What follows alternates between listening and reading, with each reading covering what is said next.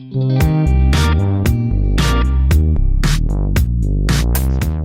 afternoon, everybody, and good morning to those of you on the West Coast who are joining us for February's Capture Cast event. New graduate programs, new graduate goals, no problem.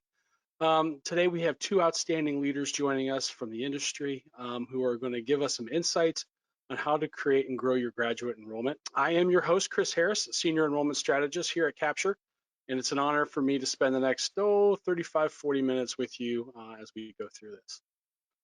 So, why are we here? I think that's something that we need to talk about and establish early on in our process. So today we're going to talk about, do you have a strategic and forward-focused search strategy to support new graduate programs as well as your existing programs? There's some literature that we're going to talk about here in a little while that talks about the pressure that is coming or has already started to begin on graduate enrollment for most colleges and universities as we look at the undergraduate population starting to shrink. Next question would be, do your digital strategies support specific program enrollment funnels? Are you known as the blast emailer, or are you just a brand pusher as a marketer out there? What are you doing as an enrollment leader to segment and communicate effectively with prospective students? And then how are you identifying and communicating with new and existing audiences? And the new thing is out there, and we're seeing a lot of it and talking with our partners that are out there, is that there's new programs that are coming down the pike. People are creating new graduate programs or rehashing old programs and wanting to get them out there. How are you going to communicate the value proposition that your institution has with those prospective students so that you can earn your enrollments? So today's experts, and we'll talk to them individually here and then together later on, but just want to get it out there. Io Strange, the Director of Educational Solutions at ETS, is with us today. And then Katie Jackson Weber is also here. Hi, Io, how are you? Hello, I'm doing well. Good. And then Katie is here as well. Katie's down in Jacksonville, and she's the Director of Creative and Digital Marketing at Jacksonville University. So we were just all talking about the weather outside as we are stationed in Louisville. Actually, I'm in South Carolina. Io's in Nashville, and Katie's down in Jacksonville. So we're seeing all the different types of weather patterns out there. So we will get to see everybody here in a little bit as we go through this. But thank you, ladies, for joining us today. But for those of you who don't know about us, just a little background on us. Capture is a leading enrollment and marketing organization that defines itself by making every interaction count. That means that we help our clients make those timely and measured connections so that they can reach their enrollment goals. We do this by using the only industry's behavioral intelligence platform. Our mission is simple. Throughout the industry, we have the behavioral intelligence platform. We help our clients identify, convert, and enroll the right students. From the time you either purchase that search name or that student raises their hand, we are there to help you enroll those students using our data-informed marketing solutions, and we help our institutions fulfill their missions by helping students go to school. We are a managed service, so each day we analyze in real time the data from behavioral intelligence platform with our team of experts. Higher education professionals, marketing gurus, and real data scientists take the time to work with our marketing solutions that are designed for higher education as we help you guys navigate this sea of search that is out there and finding these students to help you go through that. We do this in a very transparent way with our platform and our resources, and we work with our partners every day to make sure that they reach what they're doing.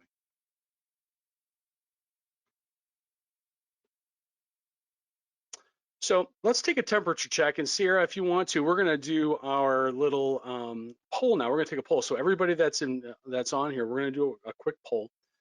And the first question that we're going to ask you is a very easy true or false question. And the question is, true or false, my institution is considering launching a new graduate program or certificate in the next 18 months. True or false? We'll take about 30 seconds. This is something that has started to come up as we have been talking with prospective partners and current partners as the academic affairs offices on a lot of campuses are considering creating new graduate and certificate programs on their campuses. So, true or false, my institution is considering launching a new graduate program or certificate program in the next 18 months. We'll count it down. 5, 4, 3, 2, 1. And let's see the answer. True. 88% of you have said that, of course, our academic affairs offices are creating new programs for us to market and to recruit for. And I'm not going to ask the question, have they considered giving you extra budget and extra personnel to help do that? So I'm not going to ask that question. So, but let's pop up the second question then too. True or false? My institution has set or is considering higher enrollment goals for our graduate programs as a result of the decline in traditional undergraduate enrollment.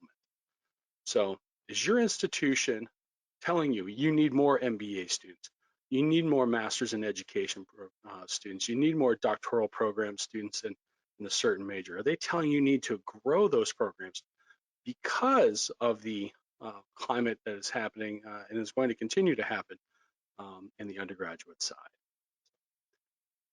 Some of the conversations that we've been having around the marketing side is how do we continue to market a program and grow a program um, so that we can help the undergraduate side so we can make budget. It's a big deal on most campuses. So let's count this one down now. 5, 4, 3, 2, 1, and Sierra, reveal the answer. Ta-da! 70% of you have received the pressure. So here comes the pressure, right? Thanks, Sierra. You guys feel the pressure that is out there, that you're feeling from your administration and from your faculty to grow these programs, that your current programs and certificate programs that you have on the graduate side, and to help with that undergraduate enrollment situation that we have that's out there. So when we look at it, there's some headlines that are out there right now, and I'm not going to go through all of them, but as you can see, graduate enrollment has actually been growing. So that has been the good part about that. And as graduate increased about 2.5% last year, we're looking at probably a little bit more than 3% this year once 2021 closed out and we get the numbers. So what's important to remember is that the population is actually going to be shrinking here soon. And when we look at the projected landscape, think about how the Great Migration has happened. We're seeing more and more people leaving the Northeast and the Midwest, and they're headed south and out west. So there is opportunity out there, obviously in the online environment, but also most graduate programs will see that most of their graduate students are from about 180 to 200 miles away from the main campus. So as you start to build out your program, you're looking for lookalike populations across the United States for your programs. It's important to understand where your students are going to be coming from. And this is just a forecasted growth and decline of college going students between 2012, obviously a couple of years ago, through 2029. So we've seen a decrease in undergraduate enrollment for the last 10 years. Which has led to a decrease in enrollment overall over the last 10 years. But graduate has started to and has continued to grow. And that's a good sign for us for right now. So let's build that strong grad funnel right now. And Io, if you want to join me back here, this is where your expertise really comes in, and actually just watched a wonderful webinar that you had hosted that talked a little bit about this and some other stuff too. So as we go through these, just any insights that you have on how we can build that grad funnel up and make sure that it is strong moving forward would be gratefully helpful.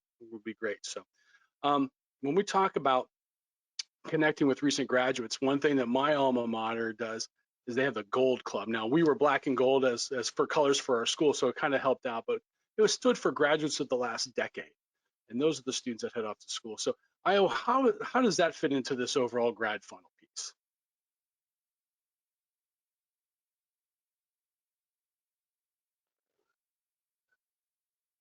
Io, I think you need to turn your audio. Sorry about that. There you Gotta go. love technology.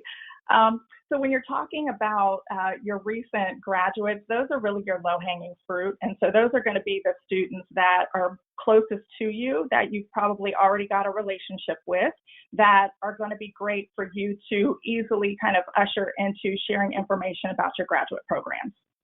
Awesome. Speaking of low-lying fruit, students that are already on your campus, those sophomores, juniors, and seniors, no longer is that funnel starting off with seniors who are raising their hands in that year, cultivating early on. So talk a little bit about that.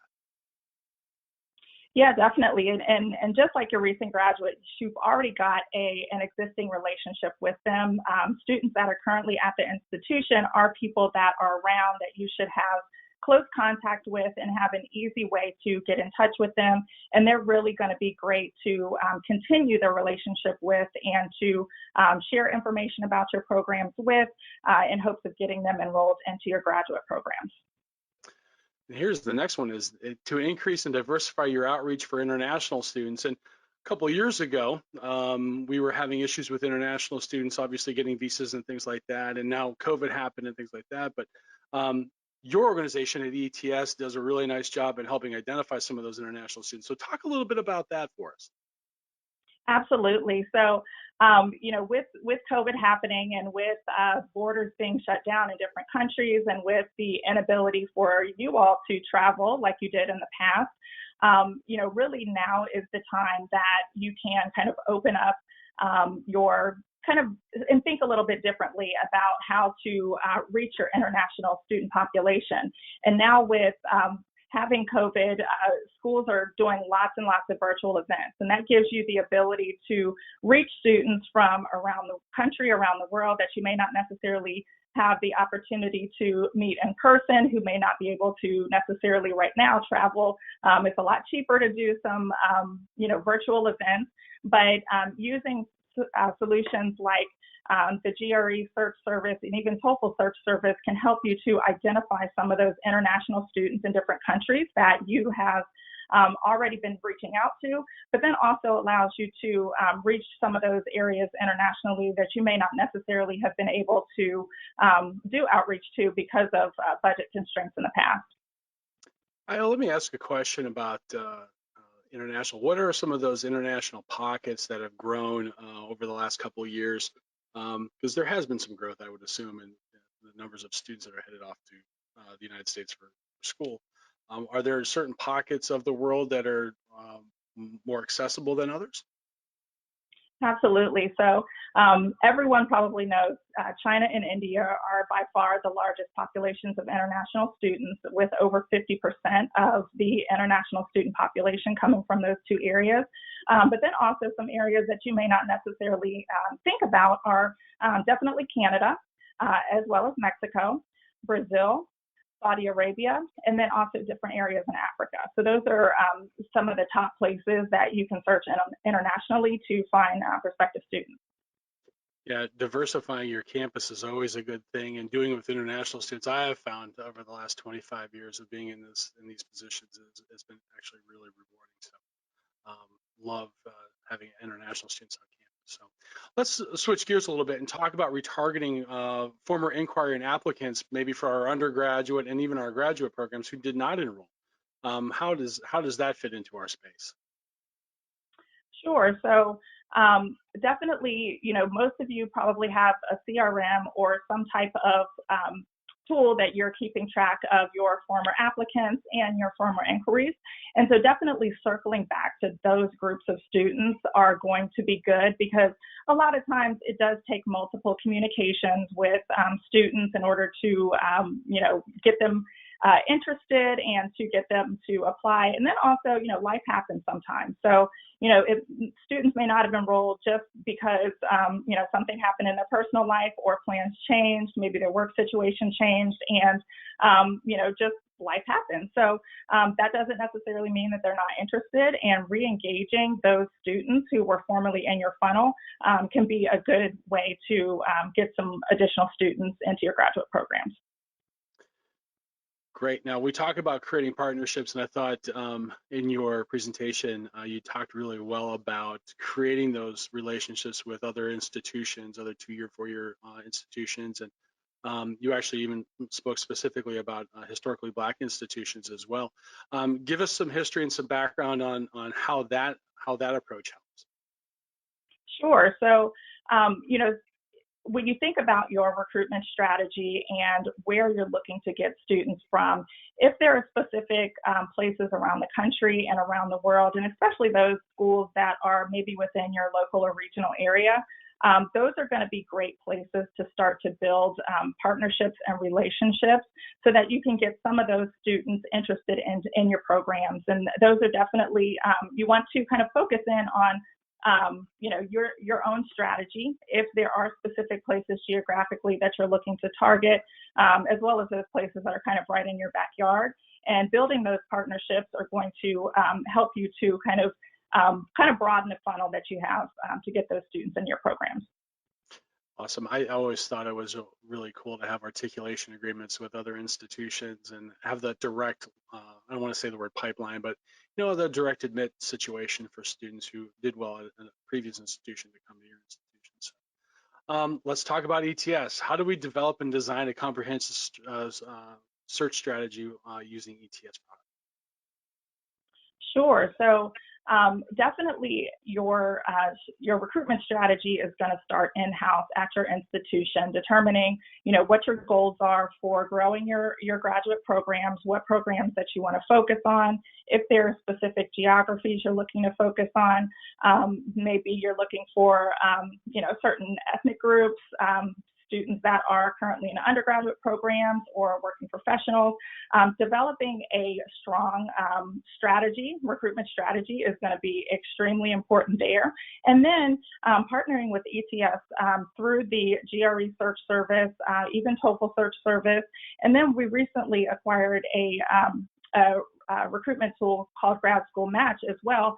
Our teams can help you and talk to you about your specific goals and your specific needs that are going to help you to target the specific groups of students that you're looking to reach, to help you to grow your enrollment and build your funnel and get some more students interested in your programs. It's always an interesting concept when you are working with a score, working with a GRE score or an ACT or an SAT, at the undergraduate level to find students too. Lastly, again, some low-lying fruit, partnering with local business and employers. I think that's kind of a given for most, but we've talked to some people recently who have not done that outreach. So talk about the importance of that. Yeah, so as in creating partnerships with institutions, you can definitely target some employers that are either within your area or maybe nationwide or internationally to create some programs that basically kind of bring their employees into maybe certificate programs or some programs that would kind of broaden their learning and get them some professional development. But then also that builds awareness to those employees of your programs, and the potential is there for you to share additional information about specific maybe degree offerings, additional certificate programs. And a lot of you mentioned that you all are in the process of thinking about potentially adding new programs at your institutions. And so this is a great way to be able to generate additional exposure of your existing programs as well as some new programs that you're thinking about. Yeah, it's interesting too. I know some of the institutions we've been speaking with are actually working with some of their local leaders to find out what those industries need, whether it's supply chain management or people that can work in the computer side of things, those kinds of things, and technology. So growing those programs. So, well, thanks, Io, for that. I'm gonna jump ahead a little bit, but we will see you back here in a little bit. So thanks very much for sharing. So as we go through this, and it was great to have Io talk a little bit about this. There is some good news and bad news that's out there. Kind of want to reiterate some of the stuff we've talked about it before, but again, graduate enrollment has increased. It increased 2.5% in 1920, and we expect it to go up again this year too when the numbers come out. But the bad news is that in 2025, really the number of college-going students is actually going to drop off even more. They're calling it the enrollment cliff in some circles. So that won't be as many students headed to college. That means there won't be as many traditional age students that would be ready to go into your graduate program. So looking at how you diversify your graduate outreach, whether it's to moms and dads, or students who have graduated maybe and 3 or 4 years ago, that kind of thing will help move you forward. Institutions are creating enhancing program offerings. You guys definitely said that you guys were creating new programs on your campuses. But the bad part about that is that in most instances, sometimes the institutional brand may not support your new initiative. So if you're known as a liberal arts institution and all of a sudden you're going to prop up a master's degree in, say, engineering or computer science or something like that, you really don't have a really good basic undergrad portion of that. It'll be very hard for your institution to get traction. So you're going to have to really pump out your brand, and you're really going to have to pump out a lot of marketing materials to and really show that value to prospective students, because we know that Gen Z is really looking forward to and thinking about the value of education, especially at the graduate level as well. Institutions want and need to grow their graduate programs. We just talked about that. There is a need and a want to do that. There is a thirst for it that is out there. But what programs are out there? And are you creating programs that you can afford to do? Very little, if any, in some cases, the budget and marketing and personnel are just not there to support that. So as you guys are building out the pro forma for a new program like that, obviously you have to have faculty, and you have to have faculty support, whether that is in a lab or administrative support, that kind of thing. But think about the marketing that needs to go into that. What's it take to do a search and create search? What does it take to do the digital advertising and marketing that needs to happen? And what about the people who have to manage the messages and manage the students who are interested in the program and how they communicate with those people? That has to be really configured in, and that is something that we tend to chintz on a little bit as we go through that process. So this was a great thing that I saw earlier this month, actually late last month in January. But for the first time ever, we are now marketing to 5 generations. Think about that for a second. We are marketing to 5 generations. For the first time in history, we face the fact that we have 5 distinct generations, and the pandemic really changed things. Grandmas and grandpas are now online. They have smartphones, and they have tablets, and they have computers, so that they can stay in contact with their sons and daughters and granddaughters and great grandkids. In previous webinars, we've talked about the need to identify those who influence our students, whether that is mom and dad, guidance counselors, grandparents, those kinds of things, good or bad. The situation that we sit in today is that as we grow in our marketing and we grow in our enrollment in the graduate side, we really need to think about who we are marketing to. It's not just the Gen Z or the millennial or the baby boomers or the Gen Xers, or wherever you happen to fit on this timeline. Those messages need to resonate with everybody, or whoever you're sending it to, or whoever you're targeting at that point in time. So be thinking about that, because I know we are at Capture. We're thinking about how it is that we are authentic in the space, and the digital ads that we create and the emails that we help create that say different things to a Gen Z person versus maybe a Gen X person or a baby boomer, because the message can be the same, but how it is delivered and the wording that is used can be very influential as you go through that. And we're going to talk with Katie a little bit about it here in a second, but how do you measure the speed to which your digital interactions help create meaningful relationships? So everybody's visiting your website. Everybody is interacting with your digital strategies, whether it's in digital advertising and marketing or an email or something like that. Is your message relevant, and are you effectively communicating to students and those who influence them the most? But this is really interesting because 5 different generations, it's the same message 5 different ways. Is it spaghetti, or is it spaghetti with meatballs, or is it spaghetti with meatballs and sausage, or you know what I mean? So there's a lot of different variations to that, but it's still spaghetti in the end, right? So we're going to bring Katie in now. We're going to talk about engage marketing and automation, and how she communicates it, and her team at Jacksonville. Hi, Katie. How are you? Hi, thanks for having me today. Hey, thanks for joining us. And I see the palm tree back over your shoulder. So far, all of our friends that are in the north, um, there's your palm tree for the day. That's Sunny where the and mark. 75.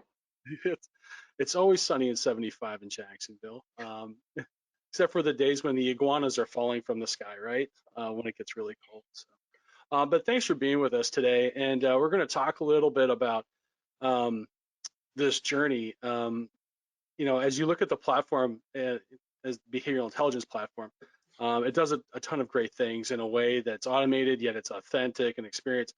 How have you and your friends and colleagues at Jacksonville used the data from the platform to help inform your CRM campaigns and your website enhancements and things like that? Yeah, so one example I will give is seeing what pages people are on the website can really help storytelling.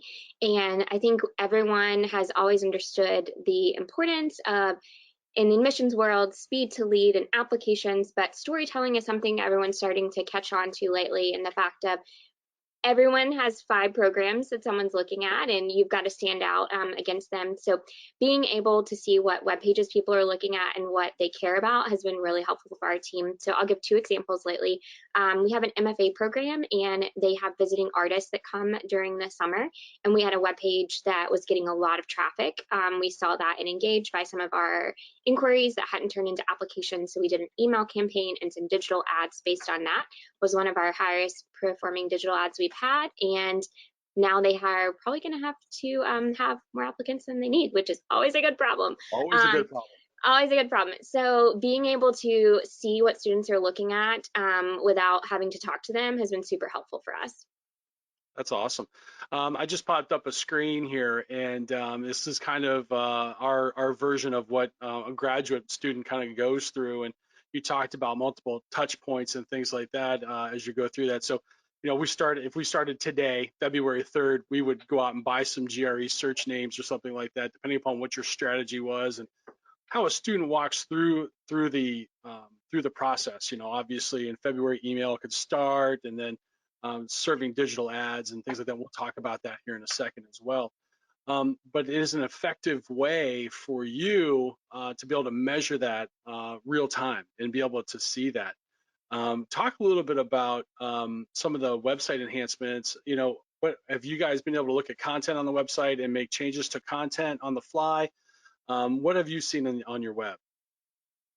Yeah, I think beyond to figure out what students care about, it can also, beyond marketing, it can inform your website.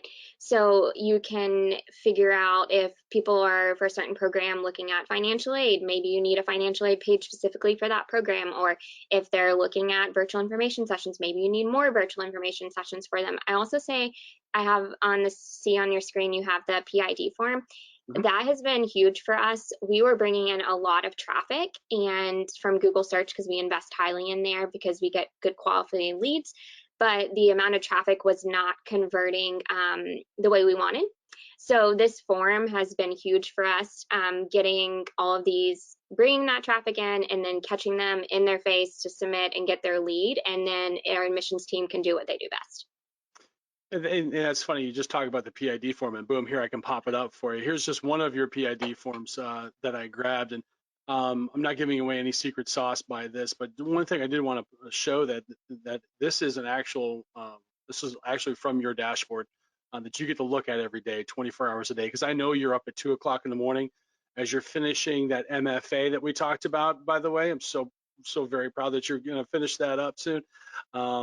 And get that extra degree. But you guys have been able to drive since August 17th, almost 18,000 people to this website, to this particular area of the website. This particular form only shows up on 2 pages on your graduate side. Through your Google ads and other things, you're driving almost 18,000 impressions, and you've had over 300 people fill this form out. So you know how many times that you show up on a page someplace and they're asking you to fill out your information, whether it's at Bed Bath and Beyond, or if it's at I did one yesterday at Lowe's. For some reason I was on the Lowe's website. You're filling stuff out and you're seeing that, but then this information then, as you said, goes back to your counseling staff. How does that work with your counseling staff? What is your counseling staff doing with that information? Because it's real time. What are they doing every day to work with that? Yeah, I think it's helpful that our counseling staff can also see what web pages people are looking at, and not in a creepy way, but it can help guide conversations and figure out what they care most about. I also am glad that you brought up the point of like Home Depot. I think that these forums and like digital marketing, higher education is moving in a place where we're expecting it everywhere else. Like these are the same consumers who are going to Home Depot and then they're getting that email right when they're looking at something, or they're getting the call the next morning to make a purchase. So it's really helps you get to the level of like the for-profit world. Yeah, it's really education's always been kind of higher education, especially, has been always a little slow to the change. And I've been around long enough that I remember when AOL was, instant messenger was going to change the world in higher education. And now look at this, we're able to follow students and help them get through the process. One thing about nudging, as we talk about your applications and things like that, this is an example of one of our triggered emails that we have with you. So as a student goes back onto the website, we're able to identify who they are because of our interaction between your CRM and the platform. We know where the student is within relationship to the application process. So this kind of shows what's been happening since December 14th, especially when this is some really great information for us and for your counseling staff to show. But this email has been sent out to people who've started applications but maybe hasn't finished it yet. And it says, hey, you haven't finished your application yet. Here are some things and some steps you need to do. 255 students have received this email. 80% of them have opened it.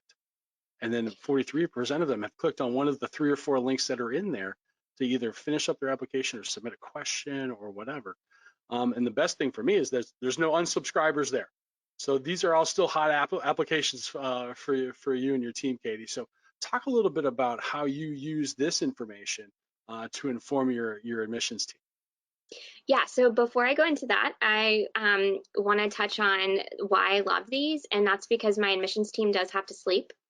And sometimes people are on the website at 2 a.m., as you alluded to, and they're not available to take the call then. So, what I love about these is that not only are these triggering based on leads, they're also triggering based on that lead looking at the website. So, they're right in that moment, sitting at home, looking, thinking about applying, and they're getting the email versus getting a call the next day when they're dealing with their kid or they're at work. So that is why I'm a huge fan of this in particular.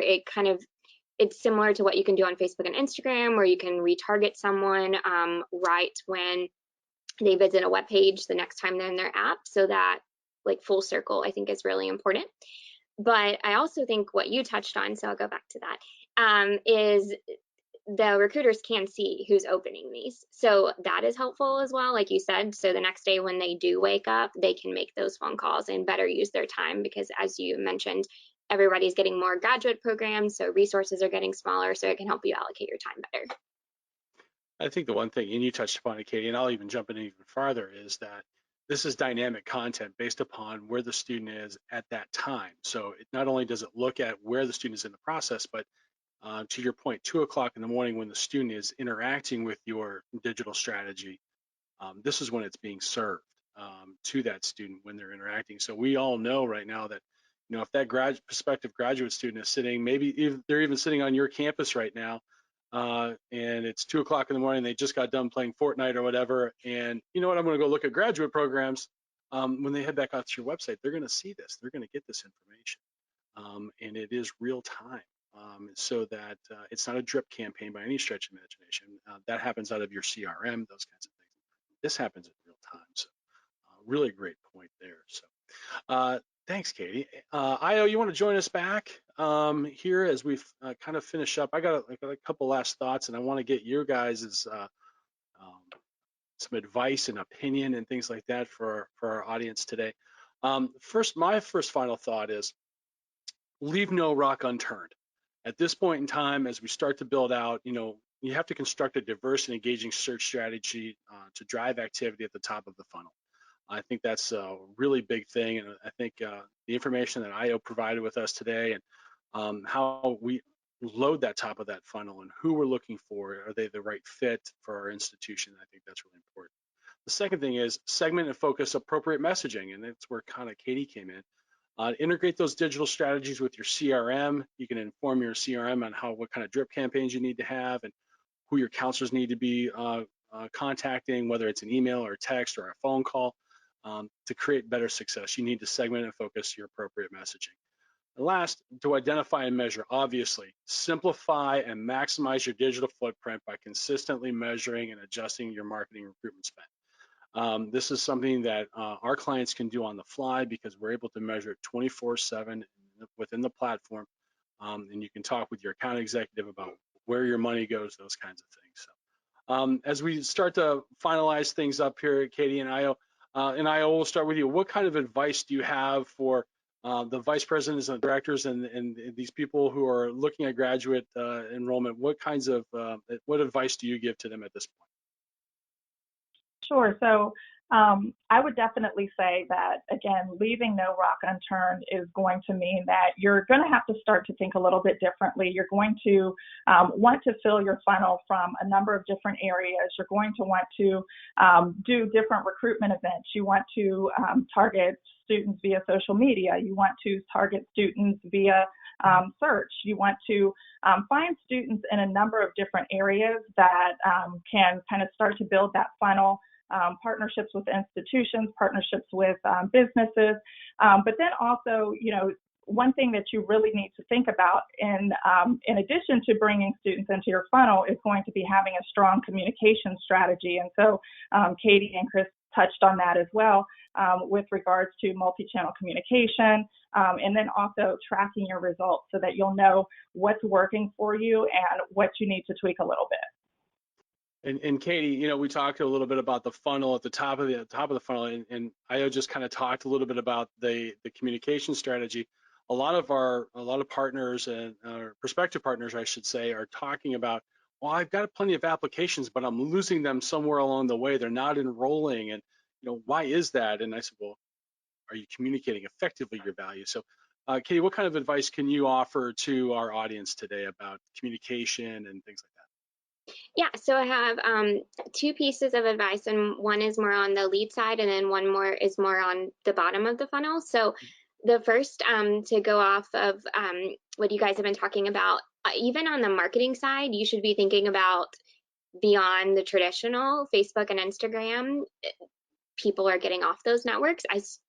I'm not saying you still shouldn't be using them. Oh yeah, they're grad and marketing bread and butter, but looking at LinkedIn for people who aren't on Facebook and Instagram, looking at ad roll so that you have the opportunity to serve to other websites. So that's part of it, and TikTok is all the craze on the undergrad side. But on the moving people through the funnel side, I encourage people to work really closely with their deans and program managers and form a really good relationship so that, one, you can understand those selling points, and then two, so you can help inform the program. And what I mean by that is if you see through your data, through Google and through Capture and places like that, that students care about certain things, having that relationship with your deans and your program managers can help to inform when these new programs happen, like letting them know what things care about. And then on the other end, they can let you know what's been success in their program. Like, we've heard that people care about these 5 things. So we've started on our end. We have monthly calls with our deans and we have monthly calls with our program managers, and that's made all the difference.